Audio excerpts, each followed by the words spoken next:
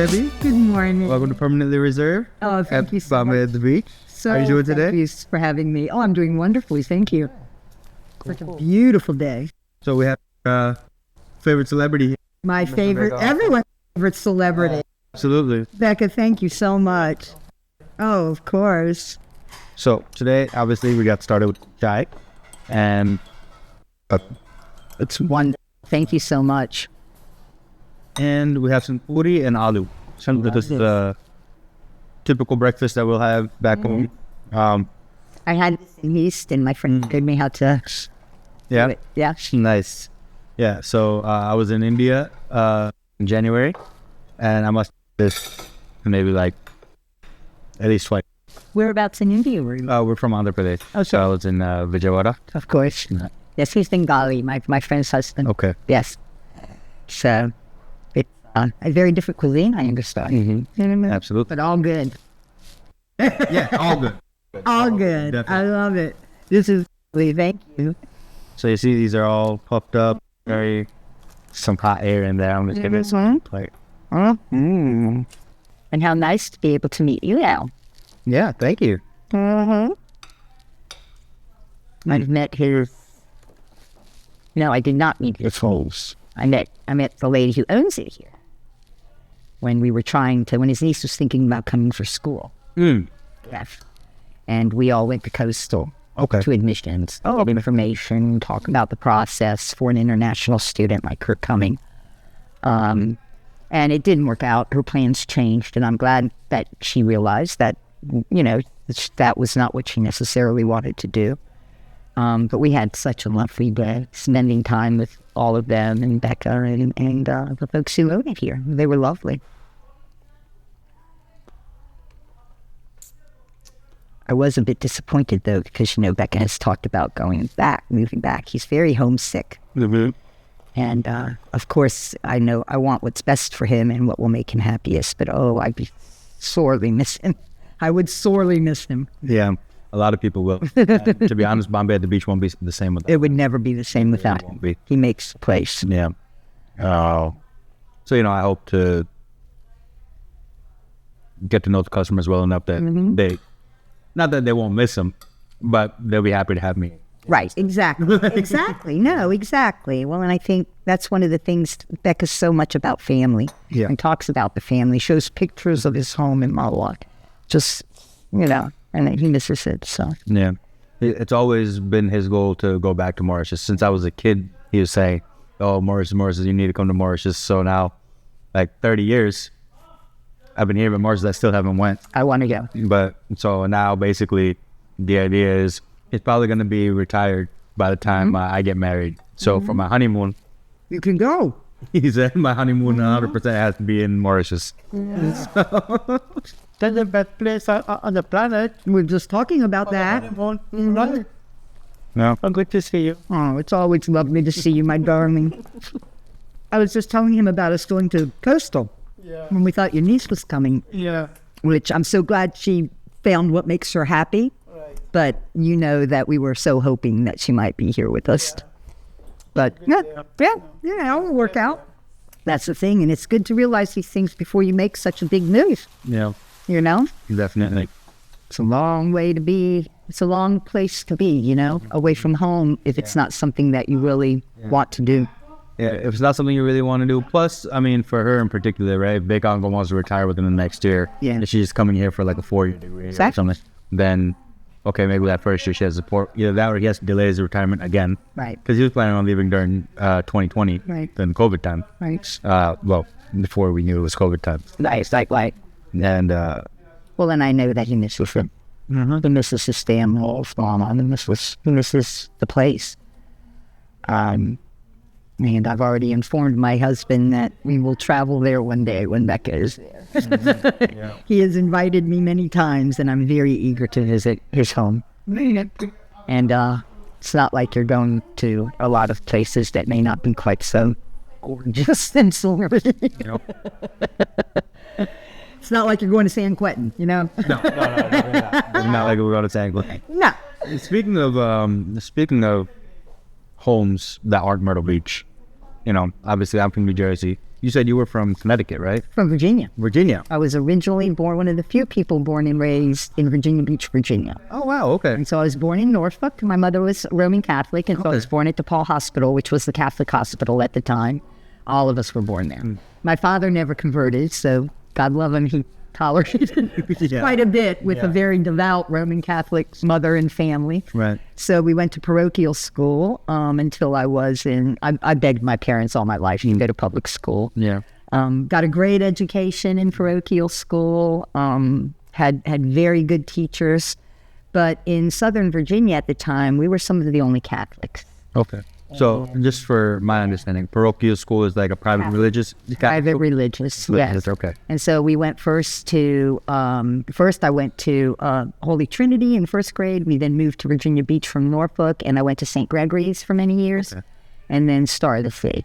Okay. And by 7th grade, my parents relented and let me go to public school, and I was so happy. And it was such an education for me in so many ways. Because, of course, then we had experienced desegregation. So, for the first time, I had black kids in my classroom. And I had always been raised to be a bit afraid of people from different backgrounds like that. And I remember the very first day, her name was Karen Jackson. She sat right next to me, and I said, hi, and we start chatting. And I said, you're sunburnt. And she said, oh yeah, I get sunburned like that. My mom slathers that Coppertone suntan lotion, all the blah, blah, blah. And I said, my mother slathers Coppertone lotion on me too. Yeah. And that was it. I am such a big supporter of desegregation and integration. Right. Because if you don't know people, you've never been around them, you don't know how similar we all are. It's interesting that, you say that because for me, I grew up in the 90s in public school, and, we learned of integration and segregation and then integration as like a historical event, Right. Something you live.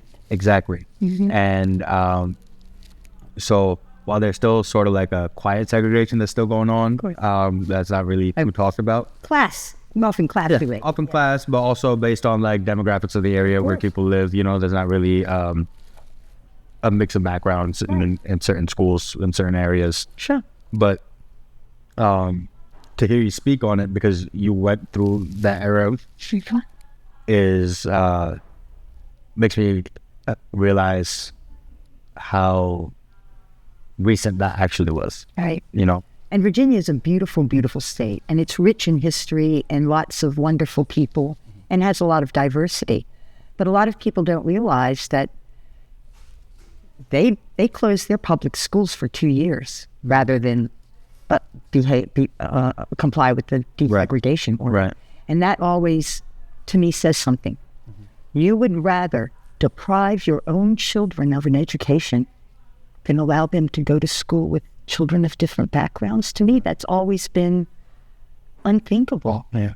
I mean, if I had children, if I could get them in a good school, I wouldn't give a darn who they were going to school with. I would want them to be in a good school. Absolutely. And so my father, for 2 years, couldn't go to school because Virginia would not comply. It was victims.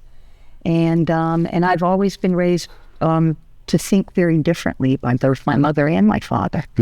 And when I was a girl growing up, like I said, I went to a Catholic school in sixth grade. And I met one of my friends who was a young black man down at the beach. And I've written about this a lot. I've performed it. I mean, it's out there in the public, these stories. And we're bike riding. We're having a grand time up and down the boardwalk. And we decided to stop and get a soda. And we walked up to the soda stand. And I asked if they had we could get 2 sodas. And the man, I'll never forget him. He was unattractive. And he stunk of beer. And I remember he said, we don't have any soda. And I looked around at all the people drinking sodas. Yeah. And I said, you got soda. There are people standing here drinking sodas. Right. And he said, oh, the syrup machine is broken. Okay. I said, that's not true. Right. We would like to get a soda, please. And my friend was standing back on the boardwalk with the bicycles.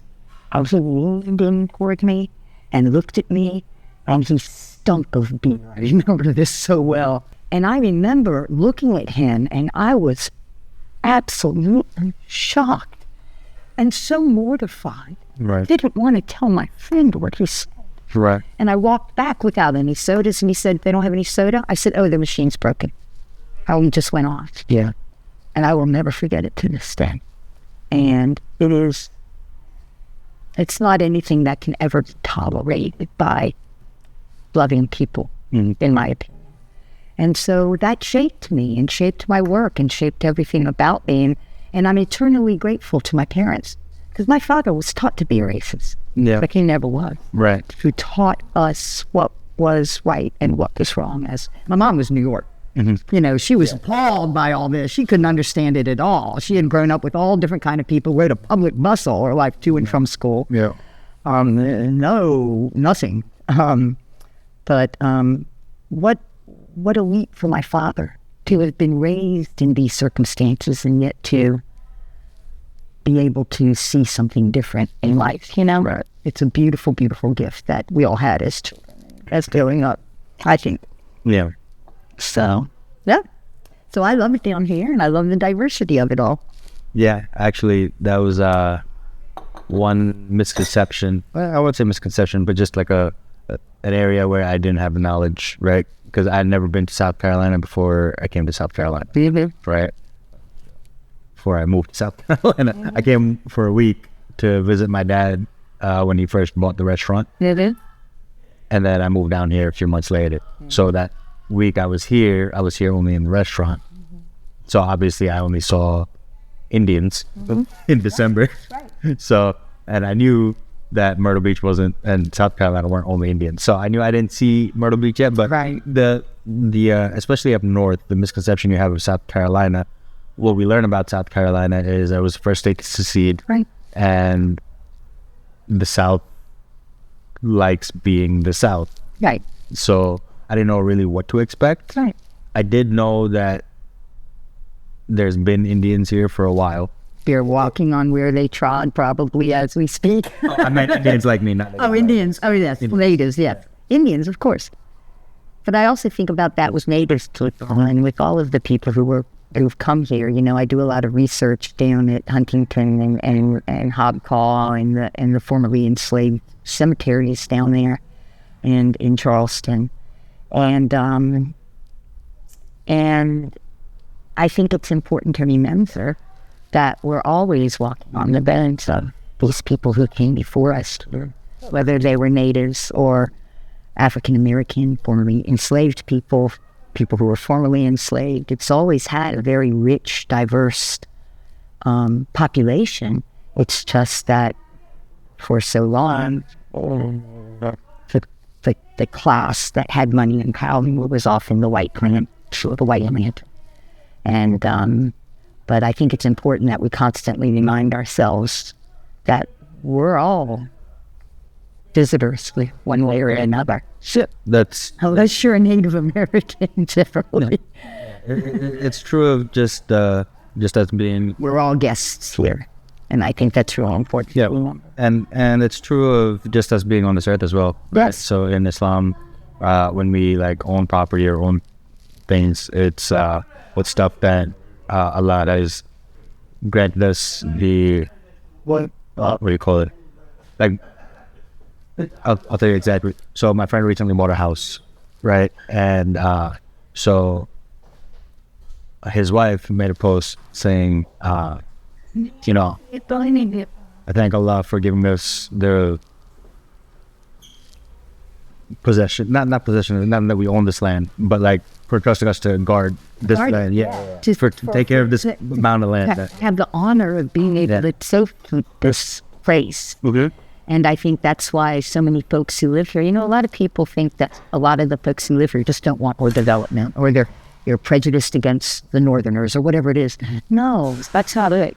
I think most of us understand that most of this area is going to get developed one way or the other. We would love for it to be sustainable and respectful and acknowledge those that came before in important ways. And that's why places like Hobcaw and Huntington and all of these beautiful places we have are so important in many ways, because they're the places that are like that will save people that had all that. Right. And a lot of people don't understand that. Everywhere we go here, you're walking on the bones of someone, just about anywhere in the United States. Anywhere in the world. Yeah, you're walking on the bones of someone, and you're walking on the bones of people who may have been very different from you, but we all share a dependence on this place and a love of this place. Right. That's really important to preserve and to think of. Yeah, no, it's definitely important to remember those that came before us. At the same time, we also have to think about like today and tomorrow. Absolutely. Right. Absolutely. So I know there are a few people I know, I should say, that spend a lot of their time just living in the past. Yeah. Not necessarily in the topics that you were mentioning, but in Right. general. No, I know. And it's tough to do anything with them when you're talking about planning for the future. You just Exactly. bring things up as like, oh, well, I did this 10 years ago or 20 years ago. I want it to be that way. Yeah. And I like to say, I'm sorry, but yesterday's dead and gone. I mean, we have to look forward, and I understand the drawing, and I feel the same way in many ways. I mean, I understand why people long for certain aspects of the past, but I also think that those memories are often idealized. If you really sit down and start thinking about it, you'll remember some of the stuff that wasn't so great about the past, whatever it may be. And I think it's important to look toward the future all the time. That's what we're leaving. That's what we're leaving. That's what we're leaving other people we love, children. Yep. You know what I mean? Like, there's so much that's important that we leave to others, whether it's the place as beautiful as we can leave it, or the stories that came before, like, and everything in between. I just think that it's important to always move forward, but always with an understanding of what came before. In part so you don't make more mistakes that you could avoid, and in part just because I think it honors that which came before in important ways. Right. Yeah, it's like honoring your grandparents and your great-grandparents, which I think is very important. That was my grandma right over there. Oh, how lovely. Yeah. Oh, my grandmothers are dead. I would love to be Yeah. able to speak to them again. We were all very close. Very different. Yeah. On my father's side, they were old country Yeah. folks, and on my mother's side, they were all Sicilian and Italian. And so I always say I got the best of both worlds. I got this very traditional kind of Southern people, and I also had my Italian family. Right. And so I got all those traditions, and that's why I was raised Roman Catholic. I got this. Yeah. Yeah. So, yeah. I like a lot of diversity like that. Inshallah, Differences. I'll have her for years to come. Oh, good. She's 77, so I'm expecting another 20 years. Oh, yeah, definitely 20 years. Absolutely. Yeah. I'm 67, and I expect 30 more years at least. Right, So, right. Yay, we'll drink to that. So, you used to work at Coastal. I did for almost 20 years. I loved it. That's why I moved here. Yeah. Tell me a little bit about that. Well, I had gotten my PhD at the University of South Florida, and I loved it. But I very much wanted a good job after doing all that. Yeah. And I began to look in Florida. At the time, my husband and I weren't married, but we were together, and he very much wanted to stay in Florida, and I did too. And so I started interviewing all over Florida and never was able to find a fit. Had some offers. Wasn't a good fit for various reasons, turned them down, interviewed places and didn't get offers. Right. And so I started expanding my search, and because my husband's parents were still alive in Florida, he had agreed to come with me. I asked him. I was not prepared to leave him at that time. We had just finally gotten reunited and gotten together again. We were very committed to the relationship. We weren't married yet. And so all of his family was in South Florida. And all of my family was in Virginia. And so after looking in Florida for a couple of years and not finding a good fit, I said, what do you think about expanding the search? I'll expand the search. Meanwhile, I'm adjuncting, I'm teaching at Eckerd College, I'm teaching at USF, I'm teaching various places, doing various things. I said, I'm thinking about expanding the search and looking at Georgia and South Carolina. I didn't want to be all the way up in Virginia because... It was just a little too cold for me. Yeah. And certainly way too cold for him. Yeah. And so I interviewed for a year at various places in Georgia. Again, nothing was a fit. And I was getting very frustrated and kind of defeated. And I saw a post for a place looking for faculty to start a new communication program at Coastal Carolina University. And I dismissed it. I'm like, that's not a real place. Right. I've never even heard of that. How long ago was this, and where would you see a post, like in a newspaper? How far were they advertising? Right. This was a post that was going to start the fall after the one, I was like in a springtime, late spring, early summer. And this was going to start not the following fall, but the next fall. Okay. And so when I saw it in the post, you look at places, this was in 1980, no, sorry, this was in 2000, oh dear, I have to think about it a bit, 1999. Okay. 1999. Oh, so you might have seen this posting like online or something. Yes. Not online. Generally, at the time, you were still doing online, but there are particular publications where academics and folks like that often look for jobs. One is the Higher Education, Journal of Higher Education. There are other publications that kind of cater to those types of populations, and that's where I was looking. Right. And so when I first saw it, I didn't apply. I said, this is a joke. There's no such place. Right. And then I kept seeing, they kept having failed searches. They couldn't find a good fit. Right. So I kept seeing searches posted. And then finally I told Lenny, my husband, I'm like, let me check this out. I mean, it keeps showing up. And I started researching Coastal Carolina University. And I was like, oh my goodness, this is really, they want to start a new communication major, eventually leading to a new program, eventually leading to more graduate programs. I had been to Myrtle Beach before, so had Lenny. Right.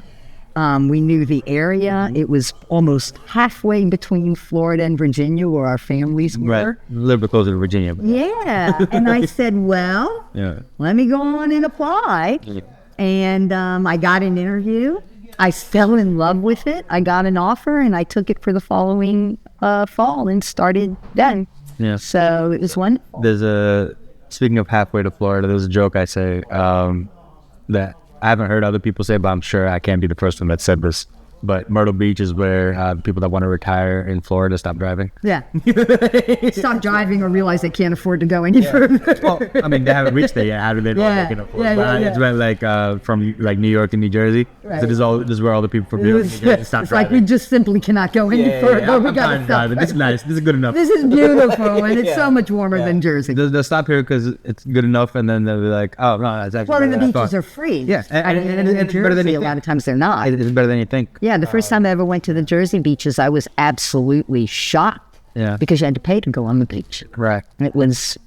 I'd never heard of such a thing, and it was quite a culture shock. I've heard of that New Jersey beaches make you pay. Yeah. But I don't think I'd ever pay for a new. Right. Well, in Atlantic City you don't, stuff like that, but it's certain beaches further north. Yeah. Most beaches I've been to, we don't. Yeah, it's But I think the most popular beaches. Yeah. Probably, but I don't ever. Yeah. And to be fair, I also don't like New Jersey beaches. right. Like because I'm from New Jersey, Right. and because See, and I like New Jersey beaches, and I'll tell you why. When I went to New Jersey for the first time and went to the beaches, I'd never been to beaches where they had all the piers that were like amusement parks. yeah, And they had waves. So you could body surf in the water. In Florida, it's hard to have waves. Yeah. Even here, sometimes it's hard to have waves. yeah. I heard So- people surf here sometimes, and it's like I don't see it. Yeah, we surf at Virginia Beach too, and we're delighted if it's a 4 feet swell. You know what I mean? It's like nothing compared to New Jersey. Yeah. And at the time I surfed. Yeah. I used to live in California. California made me fall back in love with beaches because, as I was saying, I don't know, for some reason in New Jersey, I don't want to slander New Jersey. I'm from New Jersey. Right. And so if anybody's watching this, they're from New Jersey and they're getting offended on New Jersey. Don't, because I loved it. All right. No, I was gonna say if anybody's Yeah, don't be offended. if anybody's getting offended on New Jersey's behalf, first of all, I'm from New Jersey. Right. Second of all, deal with it. We're allowed to talk. Deal with it. We're allowed to talk. Well, and it is really fun beaches, right? Yeah. I mean, So- like I said, amusement parks everywhere. Yeah. So I don't necessarily like New Jersey beaches, And because I didn't like New Jersey beaches, I didn't like any beaches. Right. Because those were the only beaches I knew. And so in California for a long time, like the first year I was there, my friends would be like, oh, let's go to the beach. Like, I don't like the beach. Why? I'm going to just stay home, or I'm going to do this other thing. Yes. I live 15 minutes from the beach. Actually, that was the closest I would ever lived to the beach. Right. Before this. Sure.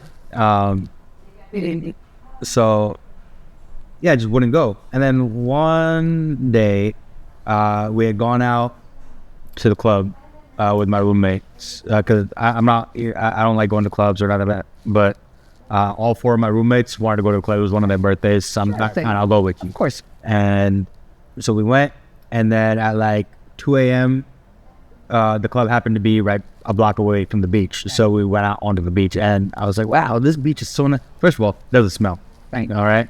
New Jersey beaches, at least the ones I've been to, all right. They tend to be a little dirtier. They tend to have a little New Jersey to them. Yes, you they know? have some New Jersey to them. Yes, that's a good way to put it. And so yeah, there wasn't any of that in California. So from there, I'm like, wow, this is actually really nice. Yeah.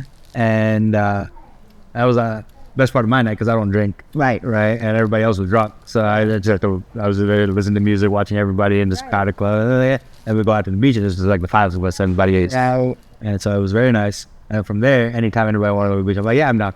Yeah. And I'll just go. Yeah. And now we go to the beach almost every day.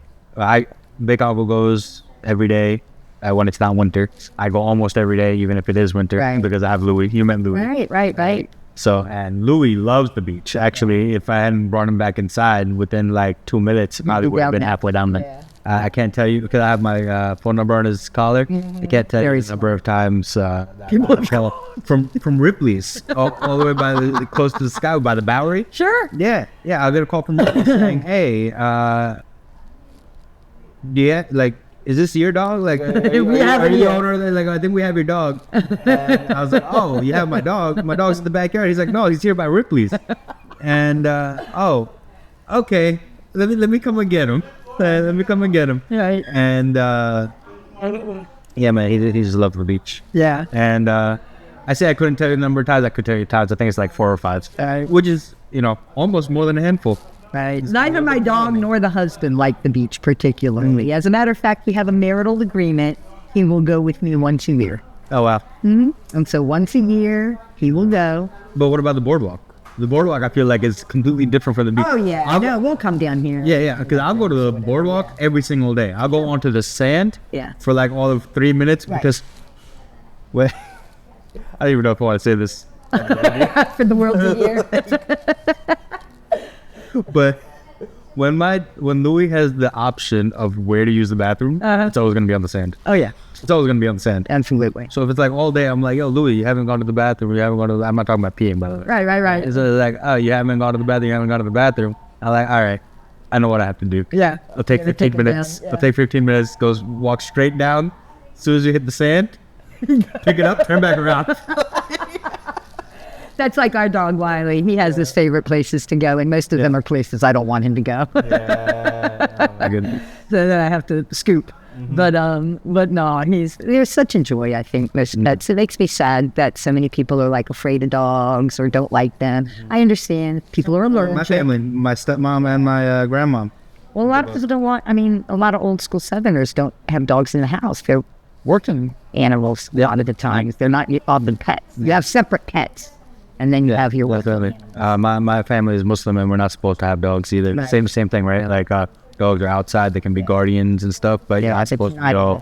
Yeah, you're not supposed to be all buddy. You're not supposed to. But I have a black 75-pound dog. Right. In South Carolina. Right. If he's not inside, he's going to die of heat stroke. Yeah. Like, I'm not leaving him outside. Ours was an adopted boy. He's a German Shepherd mix. He looks like a German Shepherd. He's just smaller. And we don't know when his birthday is, so we decided to make it Martin Luther King Jr. Day. We decided that would be a very good birthday for him, so that's when we're to celebrate his birthday. Yes. So we have multiple celebrations on the Reverend Dr. Martin Luther King Jr. That's right. Day, That's who right. I revered. Yeah. It was a huge influence on I believe it. I've been to the King Center in down in Georgia. If you've never been, you should go. It is transformational.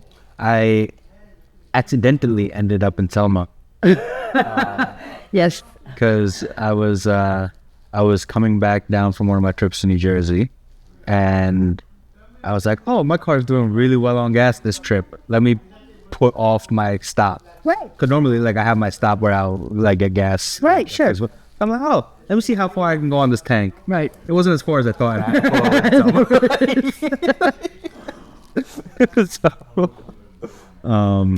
Yeah. So I would like to go to Selma, but I don't think I want to go to Alabama. And I know that it's such a beautiful place. no, this is Selma right here. Oh, Selma here. Oh, I thought you meant in Alabama. Oh, no. I don't know if that's the Selma we're talking about, but I just meant this Selma. Selma. Like, No, this Selma. I was just drawing the... This Selma I'd go to Yeah, I more was- easily. yeah, And no disrespect, Alabama has beautiful beaches and beautiful things, but I don't know. I don't know. It's chilling. I don't know. Yeah. Because I don't think I'll pass the Alabama Selma on my way here from New Jersey. I feel To very be fair. uncomfortable around people who aren't kind to people. And so I'm not quite sure how well I fit that in some places in the deep south. Okay. I would like to think I would be able to, Yeah. but I would also think that might be because I'm quite white. I am always uncomfortable around people who espouse particular racist or I don't know, not just racist, but I grew up Catholic in a time when the Ku Klux Klan targeted Catholics. I used Right. to hide my little brothers in Right. an electric house when we waited for the bus stop because there were truckloads of Right. people with Confederate flags. And I understand the flag is a very proud thing for a lot of people, but it also can be used as a symbol of hate. We were terrified. I was 11 years old. My Right. brothers are 2 and 3 years younger than me, and I would hide them in an electric one of those little houses, broke in and could hide them there when they were going. Yeah. And then kind of funny, when I was 16 or 17 and looked quite different and didn't have a Catholic uniform on, I went into the Below grocery store near our house at the time. And one of those men who used to drive that pickup truck was there, and he was one of the butchers there. And he came on to him and asked me for a date. And I said, "You don't remember me, do you?" And he said, "No, I never knew that, really." And I said, I don't really even want to speak to you. He used to terrorize my brothers, and I was stood at the Tomb Giant up at the corner in our Catholic uniforms, and he would try to kill us all the time. Right. And he was horrified and very apologetic. You know, it doesn't really matter at that point, does it? No, it doesn't. That's why, I'm sorry, doesn't necessarily work when it comes to issues of racism or classism or other isms that we could talk about, because the harm has been done. Yeah. Because and not only that, like I meant, like also in that particular moment, it doesn't really matter because he's saying sorry because he wants to take you out on a date. Right. He's not saying sorry. He's still because trying to get something Right, from me right, right. or It's- exert power in some way. Right. It's not I'm sorry because I was a piece of garbage. Right. It's I'm sorry I did that. And now let's may move I past get it. to find good meat. Yeah, no, then it's a come on. Shit. Yeah. So it's anyway. Yeah. Well, I'm glad you didn't go out with us.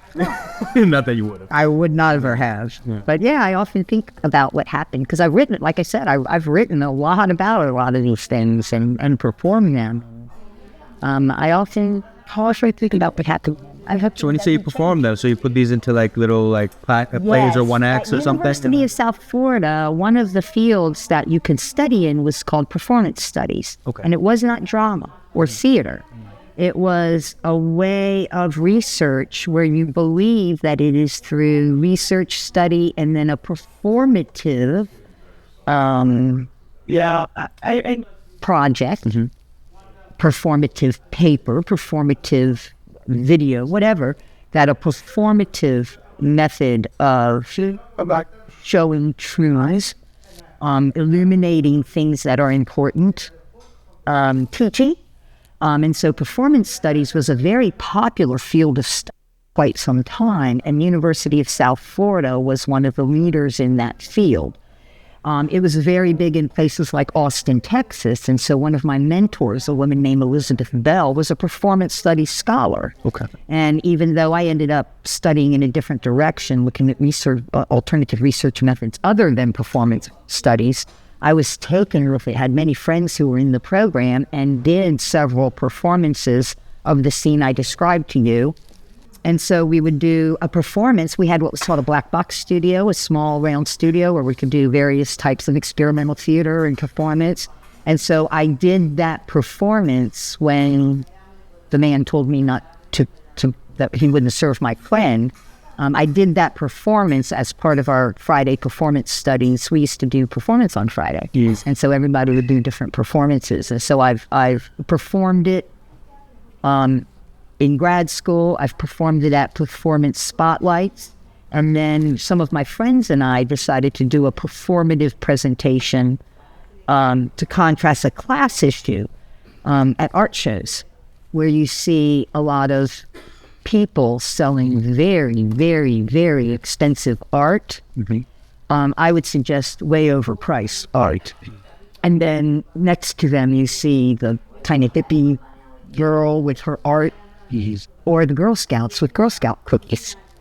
And I'm a sucker for Girl Scout cookies. me too. We all are. My husband gets them at his work, and he has to bring them home to me. We love them. Like the season comes, they I think they trade off days, but like in front of Sam's Club, some of them will do $5 a box, some of them will do $4 a box. When I say $4 a box, I had a 20. I take 5 boxes. Yeah, and like I take as many as he'll get me. Yeah, I love them. Because and 5 boxes for 20 feels a lot better than 4 boxes for 20. I'll tell you. Exactly. Any Girl Scouts next year, you're selling them, selling $4, I get 5 boxes every time. Yeah, exactly.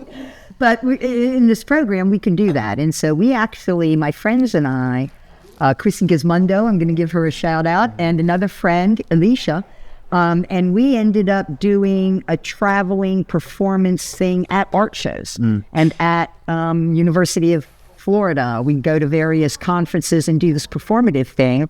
And Alicia and Chrissy would be the Girl Scout, and I would be the haughty, rather unpleasant woman selling the overpriced art. And Chrissy still had old Girl Scout uniforms. I mean, we just had a blast doing this all over. And interestingly enough, in Gainesville, when we performed it, we had gone out the night before, and that night we were again accosted, verbally assaulted, and stalked and chased by racist men in a pickup truck. This was probably we were still in grad school, finishing grad school, so probably like 99, something around there. But yeah, it's on my Vita, so I have the date, but I can't remember offhand. But they kept circling. Chrissy, of course, and this is so Chrissy. God love you, Chrissy. She flipped them off. They circled around and came back and started getting really, really ugly. And then we got a little scared, and so we kind of ducked away. But Chrissy takes no crap. You know what I mean? Like, that's not her style. Right. And she's a very out lesbian, or was. I'm not sure of her sexuality now. She's always been very fluid, which is another beautiful thing about Chrissy, and very accepting of everyone except racist. And so we were a little scared, but it all worked out well, and we had a great time, and Gainesville ended up being a super fun place. We wanted to go to this place that the guys in REM used to go to when they were there. And so we were going there. She was vegan, and it was really good vegan food. So shout out to how wonderful it is in Gainesville, but we did have a bit of an ugly experience there. And I'm always shocked to remember that Florida is the home of virulent white supremacist groups. I'm always surprised where the because, I've studied Ku Klux Klan for so many years. I'm always surprised where the white supremacist groups are. Well, they're huge in like Washington State. Everybody's like, oh, it's so liberal there. No, parts.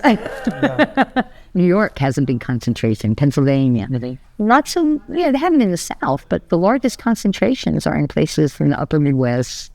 Well, yeah, because I feel like Of the West. just as someone who has, no knowledge, I feel like, because in the South, I feel like it was more commonplace to have those prejudices out in the open. Yes. So there was no need to organize in a secret or like collective. Yeah. There's no reason to collect into a secret organization to air these opinions because it's not there in the open. Whereas in the North, where outwardly everybody is very liberal and accepting of everything, that's why you had to go hush hush into these basement meetings and wear these masks like cowards and do all this stuff. And that's why you'll see these populations or larger populations of KKK in northern areas because they don't need to be into KKK. We still have it here, but I'm sure they do. agree. And I think down here, because we've always had dark-skinned people, African Americans, and after desegregation, they're here and they become your neighbors. And that's the beauty of integration. Yeah. Once they're your neighbors and you know them, and you see that they get sunburned just like you, that's different. Now it's not another. Now it's not this foreign thing, right? Now it's Karen Jackson who sits next to you who helps you with your spelling, you know? And his mom puts copper tone on her just like my mom. Right. And you had the exact same brown bag lunch I did every day. A macaroni and cheese sandwich with mustard, potato chips, pickle or cookies. Same exact lunch. Right. And so it's hard to hate that which is you. Exactly. And yeah, no, you're absolutely right. You're absolutely right. So I've always tried to be that way. And I think it's starting to work out a little better for everybody now. Yeah. I like that as we go through time, people do become more accepted and there's more intermarriages. And then, I used to always say when I was a kid, pretty soon it's not even going to be racist. They're all going to be this beautiful kind of caramel color. Yeah, there's always going to be something that... There's always going to be something. Those. On the other hand, there are a lot more caramel-colored people who are biracial, multiracial. No. And I like that. I think it's I like a lot of difference and diversity. I've always found it very, very interesting. So I really like the late 90s, early 2000s, like the time I grew up, because it was just before like the big boom of the internet and after all these big like civil rights movements and everything. So I feel like that was the period, the culmination of what everybody was working towards. And then now with the internet, I feel like everybody's more separated again. I think because everything is becoming hyper focused on from the past. Yeah. Because it's back to what I was saying before. It's important to know your past, but you can't be anchored in it. That's a really good way to put it. Right? No, absolutely. So, because it can't rule you. Yeah. So because it's like a scab, right? You get a cut. You're like, okay, you need to let it heal. It becomes a scab. So the scab is there, and if you leave it alone, it'll become a scar. It'll be a memory of, like, I have scars here. Right? So it's like, it'll become a memory of the thing that happened, but it's no longer restricting you in what you want to do going forward. Right. However, if you keep picking the scab, you keep picking at the scab, eventually it's going to expand, and then your whole arm is useless. That's right. All right? It might get infected. It might get... That's right. Something. The scar will be worse. The scar will be worse. So you just have to... Nobody's saying deny, right? I can't deny that this cut is there. I can't just magically make it disappear. It's going to have been there. Right. But you can't let it not heal. You can't aggravate it. You have to let it do its thing, give it its time, ignore it, really, for not forever, just until it can heal. You need to give it time. Right, you need to give it time. You need to give it time, and then once it's healed, you can't let it stop you from, I'm never going to cut vegetables again. Look, I have this scar. Right. It's like, no, okay, you got the scar, you healed on, like you moved on. Get back to doing what you're supposed to do. Right. Like you have to keep moving forward. And so I feel like we got there in my elementary, middle school era.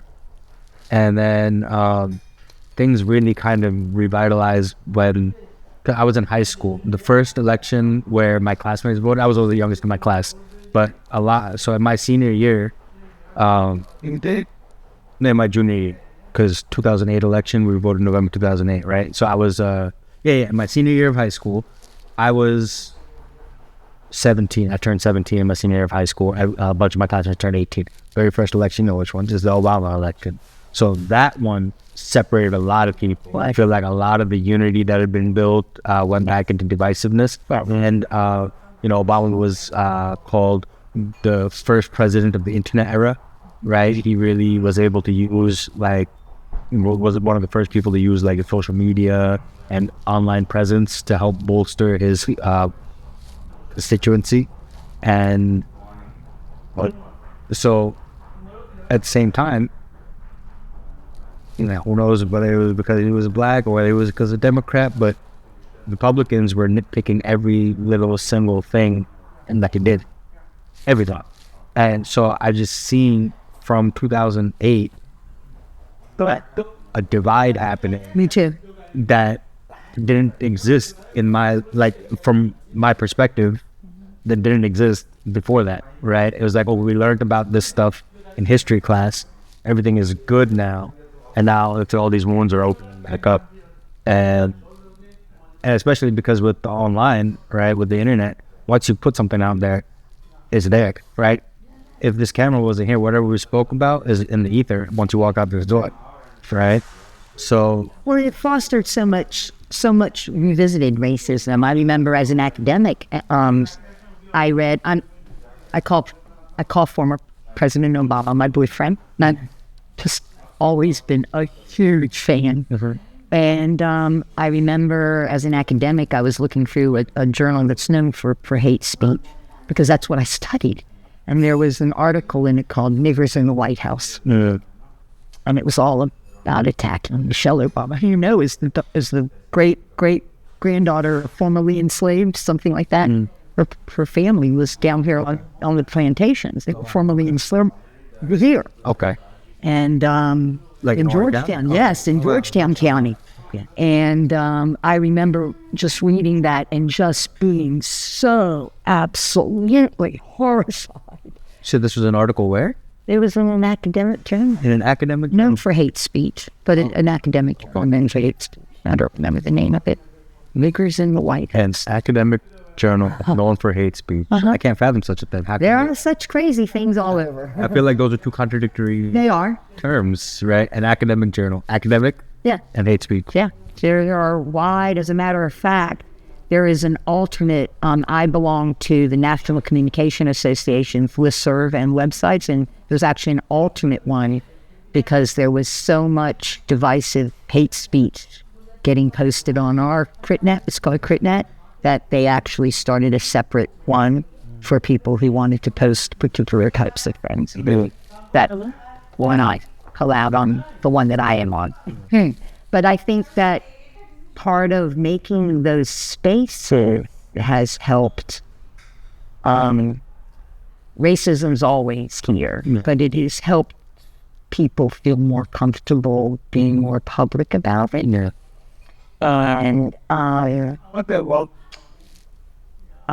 That's dangerous. And I understand free speech.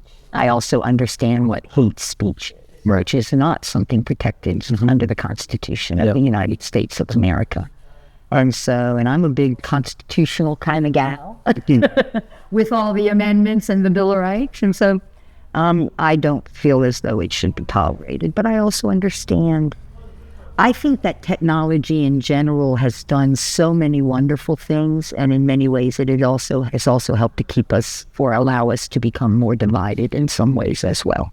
And I think certain, social media stuff, and I mean, you just have audiences that when they see things like that posted, they feel as though now they have a forum. Right. And in some ways they do. And I don't want to read or listen or look at that anymore unless I'm studying it. Or the rest is activism and change and trying to make things better. Yeah. And so I think those are very important ideas. And it pains me that so many people think that hate speech is protected under the Constitution. It is not. Right. We can find places to spout it, and that's your business. Right. But not. It shouldn't be all my business. Yeah. Yeah.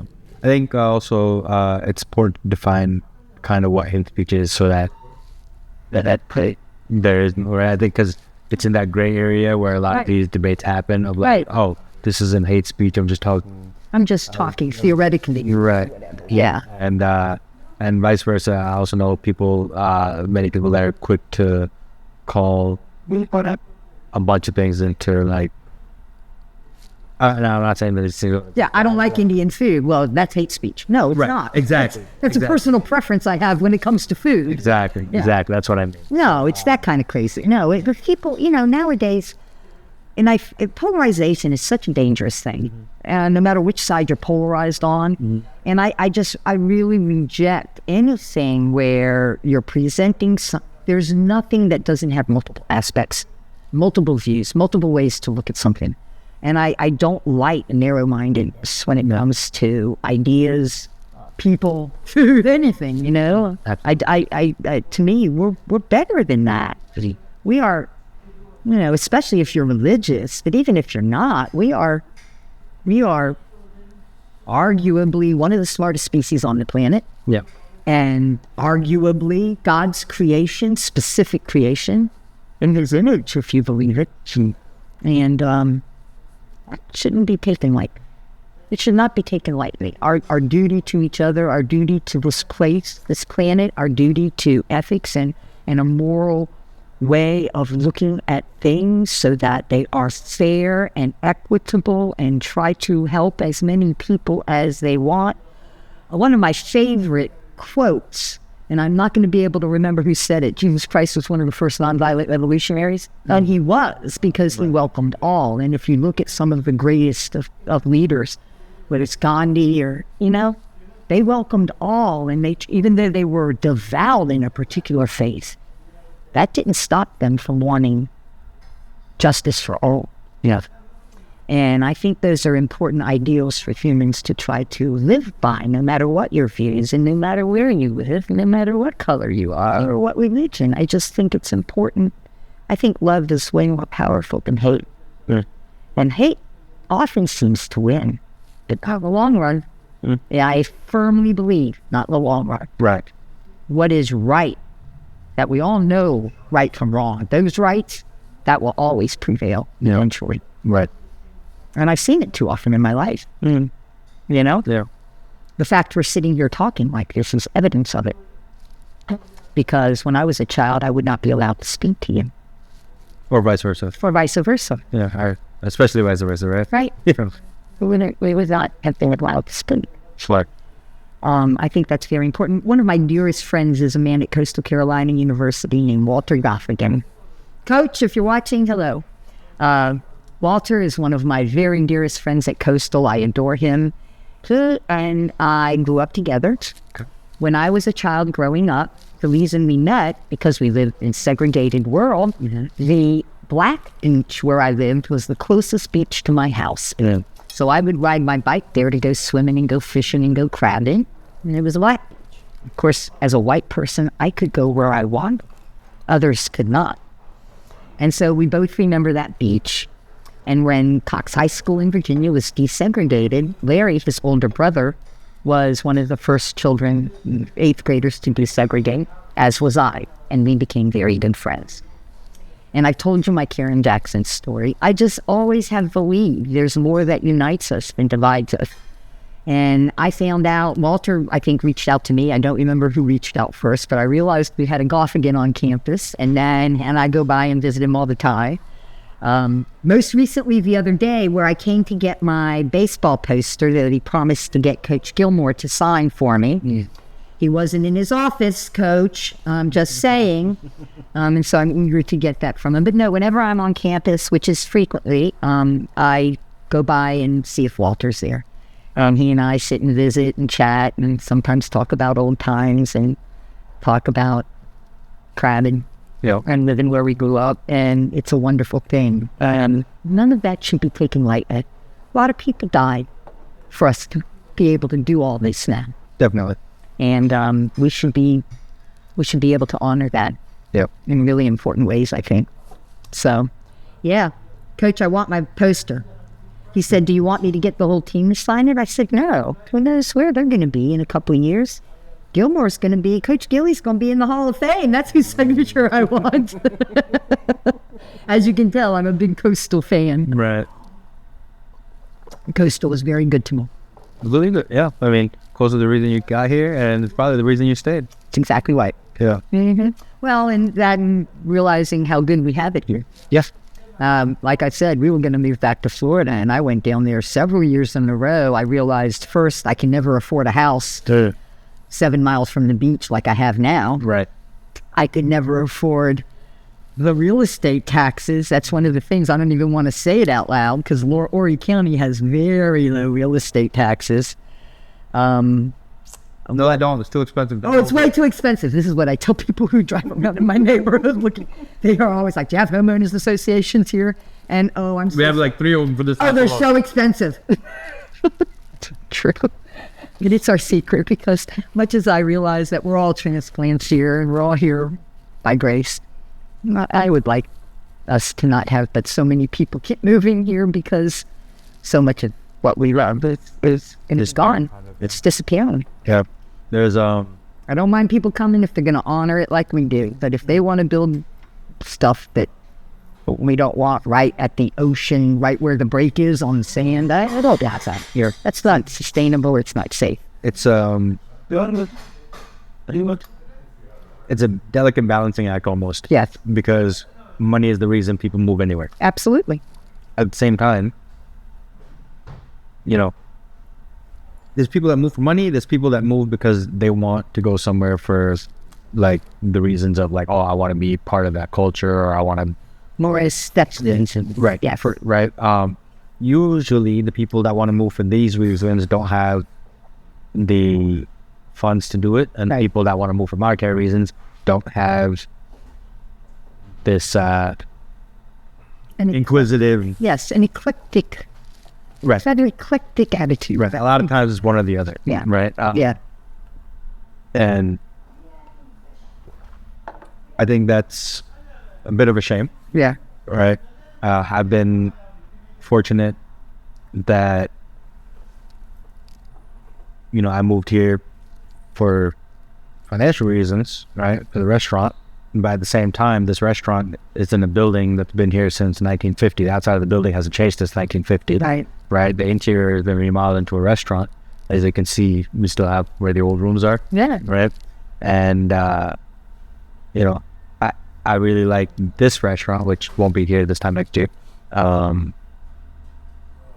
because of what it means, right? It's been an Indian restaurant since 81. Bombay's not going to be here next year? No, we're going to be relocating. Oh, okay. But they'll be somewhere. Right. Oh, gosh. Not here, not in this historical location. I understand, and that's very sad, but I thought you meant there would be no more Bombay at the beach anywhere. No, Bombay at the beach next year is going to be a whole lot different than Bombay at the beach this year. Well, which is a real reason I really want to get like a lot of these podcast episodes done here. Right. Because we'll be in a new location. I'll be the new permanent host, because Baker's going to be gone, location's going to be gone. Right. Right. So it'll be Bombay at the beach in the name, but it's a whole new different thing. Yeah. New place, new thing, new personality. And So well, I will be back. it's almost like the ship of Odysseus, right? Right. Everything is going to be new, but still the ship of Odysseus. So is it really still the ship of Odysseus? Right. So it's yeah, we'll see. Yeah. I think it's exciting. Yeah, we'll find out the answer in about 8 months. Yeah. Well, you know, and we have to be open to change. Yeah, That is one thing that is inevitable. that's actually our whole conversation today, right? Exactly. Exactly. Yeah, we have to be open to change. It's tough sometimes, Yeah, but it's ultimately a good thing. yeah. Well, and we can't stop it. No, you can't.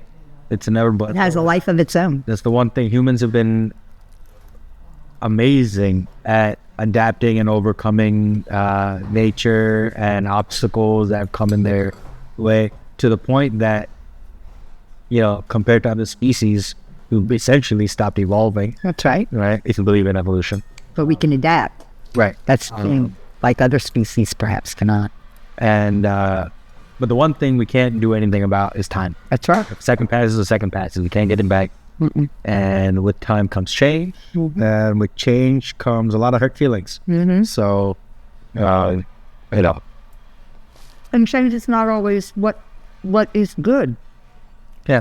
But change is also not always what's bad. 'Cause that's the biggest thing, right? Is a lot of people fear change. And I think most humans, you know, I think we're resistant to it. I think we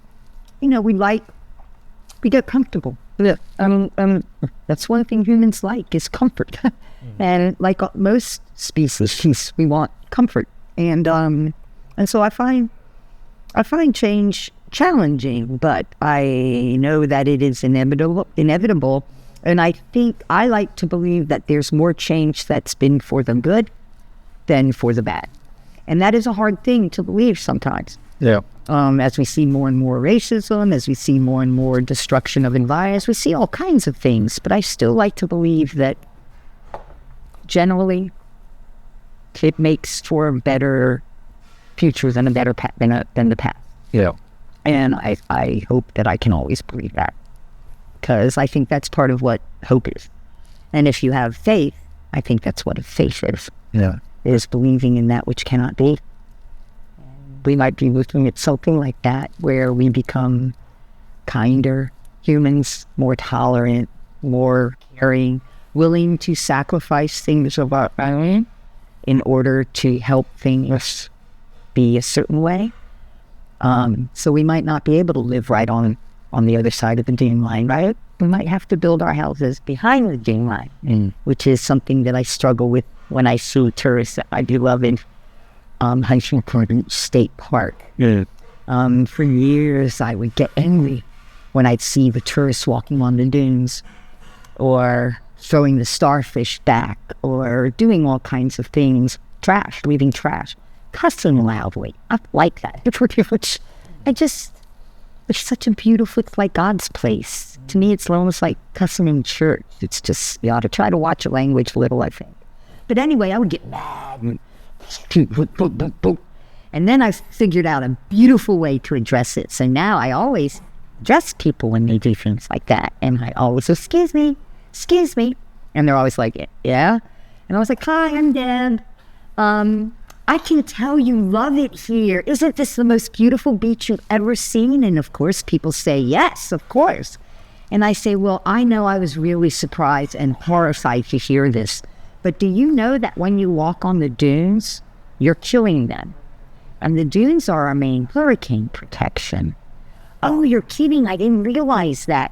Well, I know. That's why we have signs that say stay off the dunes.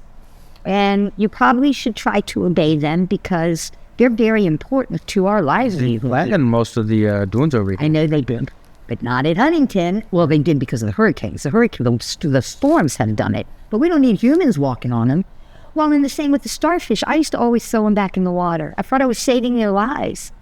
You're killing them. There's toxins on our hands that kill them, that destroy them.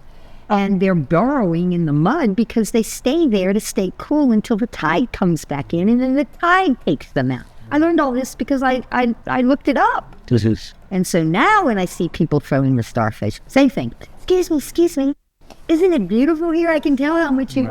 Yeah. And then, oh my God. Well, you're going to be really sad to hear this, but I explain, and they're always... I've never had one person... or F you, or I'm going to do what I want, or no, every single one of them. And I realize some may be lying, complying just to avoid conflict. I get all that. But almost all of them go, oh, thank you. And I don't care if they're lying or not. They got the message. They can do with it what they wish, as we all can choose to do when we get a message. Right? So I don't let it get me mad anymore. I walk right up to them and go, hi, how you doing? I'm Deb. Isn't this gorgeous? And most people quite lovely. I just firmly believe most people are quite lovely. Yeah. Just because there's some who aren't shouldn't change you wanting to be lovely. That's right. So that's my gig. What else shall we talk about when it comes to diversity? Your uncle loves to fish because of the fish diversity here. Yeah, he does like to fish. And I hear there's fish diversity here, but he only ever comes back with one or two of them, so I don't know. So he's either a very kind fisherman or a very bad fisherman. We're not quite sure. Yeah, we don't know. I can't call Uncle Beck a bad fisherman. Or maybe we just have some very smart fish. Yeah. My friend Jeff Ranta is a really good fisherman too, and he goes all the time to the jetty like Becca does. Yeah. Yeah. So I love to fish. I'm a very bad fisherman. I'm a very good crabber and a bad fisherman. I just love doing them. I don't get annoyed when I don't catch any fish. I think I'm catching that. Well, It's just not catching in fish. I feel like if you're going like this specific, I think fishing is really more about the less about the actual fish itself, unless you're doing it for work, or unless you're doing it for like. To me, it's very zen-like. Yeah, unless it's like unless you're like 100 or 200 years ago where fish catches it what you can eat for the day. Yeah. That's a different story. That's how my daddy For grew up. us, Yeah. for us, fishing is more about the the commissary. My dad's a really good fisherman, crabber, everything, but he used to have to do it for Yeah. food when he grew up very poor. Yeah. And I'd rather yeah. I'd rather spend a day fishing than a day golfing. Me Because they say the same thing about golfing that they do about fishing, right? It's not my dad's a golfer too. My dad's 90 years old and still tries to golf 3 times a week and gets mad if he has to just do the card. Yeah. He only does 8 holes usually. But no, he's still a very good golfer and he still loves it. I actually never liked golf and never watched it with my dad. And I have to say, I don't like regrets, but if I could do it differently, I would have watched golf with my dad. He always had it on. I used to get so mad, because I just wanted him to do stuff with us or talk to us. Right. And now I really enjoy watching golf. I'm terrible, but I enjoy it. And so we bond over the golfers we like and we watch the tournaments. My husband loves it, And I've often said to Lenny, I really wish that I would have found the grace and the space to watch it when I was young. Yeah. If I could have watched it with my dad and I had all that time with him, that now I enjoy it, but now he's 90. Yeah. And I think he'll live for a long time, but who knows? Time is very fickle. Yep. And I don't like regrets, but if I could do things over, I would watch golf with my dad on Sundays, and he had it on. So hopefully my Aunt Pat will show him this because he doesn't do any rules stuff on technology. He does email, but he's not on social media or does stuff like he won't watch a podcast, I don't think. But I told my Aunt Pat about it, and she'll probably share it with him. So, now that you're retired, what have you been up to? Like, what are some other things that, you got on the horizon real quick? I am still actively writing and publishing quite a bit. Okay. I'm not doing conferences as much as I did for all kinds of good reasons, but I'm still writing and I'm still publishing. I brought you some things to take if you would like. Oh, yeah, absolutely. And I have a new book chapter coming up that I've the last several years I've begun exploring very different methodologies. And one of the methodologies that I have been exploring, and I need to give credit to my colleague and very dear friend, Chris Davis. And she has always been an interpretive researcher, as has I. And we have begun exploring very different kinds of ways of doing research. And so one of the things I like to do now is to go to the formerly enslaved graveyards. And we did a book where we did an ethnography of them and documented them and have done quite a bit of work with that.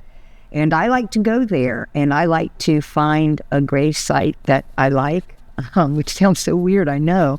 Some are very old and you can't tell, but a lot of them are service people. And you may know that the Gullah, they have permission in certain spots to go at night. So that, and they believe that it's like the Egyptians, you needed to believe everything that people would need in the afterlife. So when you go to some of these very old, formerly enslaved or Gullah grave sites, they have pictures of the people and they have like a hairbrush or food or different things that people will need in the afterlife. Right. And so I like to go there and write, and I'm writing a lot. I'm writing a lot of poetry. Well, Chris Davis, my colleague, and I wrote most of our book going out to the grave sites and doing ethnography. And I think we developed a research method that involves contemplation and reflection, as well as some science. Okay. So I practice that quite a bit, and I like to go there and sit. This is going to sound odd, but I don't think it will sound odd to a lot of people. They kind of start speaking to you. When you sit there quietly and just listen and begin to think, stories come to you. Right. And And so I go out there and write a lot. And Chris and I have developed a research method that utilizes this contemplation, talking. It's got a talking step, it's got a dialogue step, it's got a thinking step, it's got a feeling step, and you do these things in a particular way, and it opens up all kinds of ideas and possibilities and stories, some that may or may not be true. I don't know. Sometimes I look, sometimes I don't. But we've developed this, and we've published a lot about it. And I was absolutely amazed because I saw a call for chapters for a new methods book that utilizes contemplation and holistic processes. And I had no idea until that time that there's a Center for Contemplative Studies that's devoted to particular types of academic research. And the people who were editing this new book were part of that group. Lots of stuff in Colorado and as we would expect, California. Right. And I did a abstract and submitted it for this book chapter, and it was accepted, and it's coming out in June. So I'm very excited about that. It's a methods book that's all looking at contemplative processes for research methods. And my chapter, where I utilize this process of going to the formerly enslaved grave sites and sitting there until stories kind of come to me. I've outlined the process in this particular new chapter. So I'm really excited for that to be coming out. It was supposed to be out in April. It should be out in June now. So when it comes out, I'll send you a link and bring you a hard copy if we have one. Oh, please do. And so I've been kind of obsessed with that lately. I'm not sure what I'm going to do next. I don't like traveling as much to conferences anymore. And conferences were always a very useful place for me to try out new work. Right. And get feedback and then kind of shape it. And then you don't get quite so many rejection letters. And sometimes, as you know, critics can be very unkind. Yeah. And be very personal at times, which I don't care for. I don't think anyone likes getting rejections, but especially when it's you're an idiot type of thing. Yeah. How could you possibly believe this crap type of thing? And I don't like that. And my parents are my worst critics. But anyway. Mine too. She loved everything, but my dad is a very, very astute critic, as is my husband. I just meant on those Yeah, exactly. So unfortunately, I'm not as able to travel because I really like going to conferences and getting as much feedback as I could and making revisions before I send it to editors, because they can be pretty unkind. And that can get hard, multiple rejections. It's the classic writer's story. Multiple rejections either defeats you or makes you stronger. It's a very Nietzschean kind of way of life. And so I always like going to conferences because you have to submit it in advance. You get lots of good feedback, lots of feedback at the conference, and then you can revise and do what you need to make it what you think will be more acceptable, right, or publishable. Then you can ship it out, and then you don't get quite so much. So obviously, you're an idiot. That's from the presentation side, right? Yeah, on the presentation side. The audience side, you just have to sign up and go, right? Yeah. And so I liked doing conferences because I felt like they were kinder, gentler judges than most editors are. And they would give you very constructive feedback. Whereas most editors, some are very helpful and suggest options, or you do get a revise and resubmit. So they tell you how to make it stronger, and then you can resubmit it and hopefully get it published. But some editors can be very cool. Yeah. And that, I think it wears on a creative soul. Mm-hmm. And people don't just reject you. It's hard enough for any human to get rejected, right? But when you're just getting really ugly criticism of your work, I think it defeats a lot of writers. And when you're a writer, you can't get defeated. Yeah, no, absolutely. Because there's plenty of creatives out there who don't hit their seminal work until like the 10th, 20th, 30th project. So it's been Joel's special the other night, and all I can think about is all those years he was the piano man. He was doing the hotel lounge, right? Singing what people wanted. Yeah. And now he's Billy Joel, right? I mean, so, I think that you have to have a level of stick-to-itiveness to be an artist in general, but especially a writer. That's Right. And sadly, I do a lot of reviews, and I always start out with all the things I liked about the piece. Mm-hmm. And then I try to give very constructive criticism that will help them not make them suicidal. Yeah. Because it's a fragile thing to share your feelings and thoughts with others in an unedited way. I mean, we edit most of what we do. We're always, I shouldn't say that. Oh, no, I shouldn't do that. Oh, I hope this doesn't make it. Self-censor. Yeah, you're self-censoring constantly. If there's one place a writer should never self-censor, it's in their writing. You got to let it go. So to me, I've been very, very lucky. Kind of been able to not only learn that way, but also to be able to give back that way. So I like doing reviews because I always start out with everything I love. Yeah. And then, if you'd like to get this published, Right. here are some suggestions that might be helpful. Absolutely. Because some people don't want to get it published. I think a lot of what we do is either for ourselves or for others, but we don't necessarily need to see it out there like this will do or other things will do. We may want to, we may not. There's things I write that I'll never publish. Right. There's things that I write, but immediately as I'm writing it, I'm like, man, this is good. This is publishable. I need to think about publishing. Yeah. And then I still often self-censor. Okay. Because people always assume that the writer is the authorial voice. And that's not always true. Right. I can write a character that's nothing like myself. Okay. It's not necessarily me. Of course. Yeah. But a lot of people assume that it is. So there's a slip there, I think, sometimes. Yeah, you just have to kind of be aware of. Might not affect you, but you got to be aware of it. Right. Because I remember in my dissertation work, I was gifted with two amazing mentors who I'm still very close with, Carolyn Ellis and Art Bachner. Art Bachner was one of the first narrative scholars. He was a quantitative scholar, and he was one of the first guys who started doing narrative and really getting narrative published in academic venues. And Carolyn started out as a sociologist doing ethnography, and she is one of the people who's credited as being one of the original autoethnographers where we're doing ethnography of our own lives. And they always taught me, you cannot self-censor. That's for other people to do. You need to write what you want to write, and you'll figure out how to make it publishable. And they were right. They're always right. They're always right. And so Carolyn and Art, shout out to them. But they were the ones who made me have confidence that my voice was worthy of hearing, whether other people liked it or not. Right. And I think that's a really valuable lesson for a writer. Not everybody's going to like it. And you have to get away from that. Right. Never expect it. Right. Yeah. If you do, I mean, I like to think even Stephen King and some of these great, very popular writers. Right. Prolific too. People who hate their stuff. Oh, yeah.